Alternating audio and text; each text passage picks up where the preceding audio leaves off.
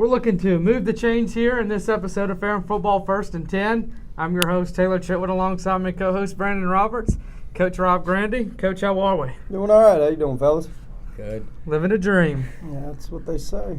So, Coach, get right into it. We had a couple injuries late in that game against Bridgewater. Walk us through. So you'll be out there for Averett next week? Sure. Now, the biggest loss right now is Rod Smith. Rod ruptured his Achilles there in the third quarter on a play that was unfortunate. He was having a heck of a game, couple picks in the first half, and has been a great player for us for the last 3 years. And all-conference player last year in the USA South, and was playing at a high level. So that's obviously going to be a big loss. And I just feel for the kid to obviously end his career that way. But the team's going to rally around him, and we're getting things set up for him to get surgery and moving forward with his life. That's good. Ferrum moving to 5-4, 3-4 in the conference.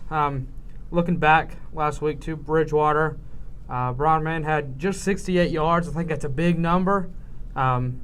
Not a big number, but a big number, you know what I'm saying, what it means on 22 carries. Seemed a little frustrated there. Obviously not his best performance. Clifford did have 109 through the air before he came off with an injury. He threw the ball pretty well there in the first half.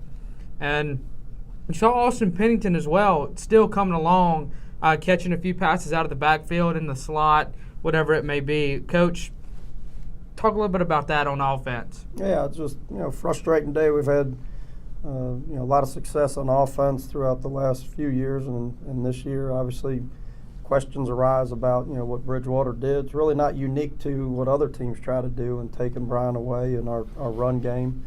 But it's a collection of not just Brian. It's 11 guys, like I've said, and there's days that he's had explosive days and days that he's not. It's going to come back to the team being able to achieve those goals, and we weren't able to do that this past Saturday. But their objective for Bridgewater wasn't much different than other teams. They just executed, and at the point of attack, we had a little more juice than we did. So, Coach, we go into half, of the Bridgewater game, leading 14-7.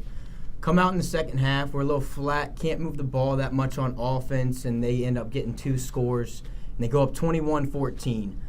Come back out in the fourth quarter, and we see Zach's not in. He ended up getting injured. And Titus Jones steps in and, plays a great first series, ends up doing a nice scramble drill and throwing a touchdown pass to Nick Pierce. And then after that, it seemed a little fall off. It seemed like the youngness kind of was developing in him. Walk us through a little bit of that fourth quarter and what you saw out of the young quarterback stepping in a pressure situation. Well, the entire half, it really isn't just Titus, but we give up a special teams blow, which we hadn't done, and we've been in many other games at the halftime point similar to this one, and in close ball games on the with a lead. Up at Shenandoah, we had a slight lead up there, 17-14, excuse me, and we come back here at Hampton-Sydney, we're up 15-14. Just last week, it's 21-17 at Randolph-Macon. And then this past week, it's 14-7. So if you look at those 4 sample sizes, very similar, at halftime. The difference is, we moved the ball and scored on the first drive of the second half. We controlled the ball and didn't give it up, and we didn't have big turnovers as well as special teams blunders. So when you do those things, negative things are going to happen, and the results are what they are. When you don't, the other results are factors in those 3 wins we have. So as you look at the body of work, there's things that contribute to success and lack thereof, and it's a very fine line between the two. And we just game got away from us, and to Bridgewater and Coach Clark's credit, they took advantage of it, and they beat us. Bringing down a little bit of that fourth quarter, just a little bit more. We just seemed to have fallen asleep. Maybe it was cold. Was it the injuries, do you think, that we started losing guys and the morale started to go down? We started to struggle up front, especially there in the second half. I think that's where the key of the game was, moving into that second half. They did beat us up front, on both sides of the ball, it seemed like to me. What do you think that fourth quarter was? A bad quarter of football. I can't tell you anything more. I don't know. I don't have a magic wand. I like playing good football. We didn't play good football. And, for 9 games and many quarters, we played good football, even when we haven't won. We did not play good football the second half of that game, in particular the fourth quarter, and we got to own that. And if we don't play better football this Saturday, we're going to have the same results. So we're working hard this week at changing that and getting back to Averett here this week and playing better football to give us a better chance to win a football game. I was just going to say, let's go ahead and move forward to Averett at 2 o'clock on Saturday. For the fans out there, this is the 19th meeting between the two schools. Ferrum does hold the 13-5 overall record. Averett did win the last one here last year at WB Adams Stadium. Averett is 7-2 coming in, 6-1 in the USA South, finishing just behind Maryville. They average 382 yards per game and giving up 296. Have a pretty decent defense. They usually do have a good defense for Coach Adams' team. Coach, a little bit of weird of a game. Means nothing for either team playoff wise.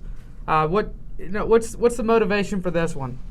What a game! I mean, that's what we do. We play a game, and I told you all a few weeks ago, playoffs, conference, all that stuff is accumulation of games, and we still have a game to play, and we owe it to Ferrum, our fans, and our families, and our players to go out and play a good game, and let it be determined. I think there's a lot to play for. You got a regional game, team we played annually in the USA South, and the number one thing that you have to have is a competitive spirit to go out and compete against somebody else, and all the other, as I call, fantasy football and other factors fall in line when you play a good game and you win.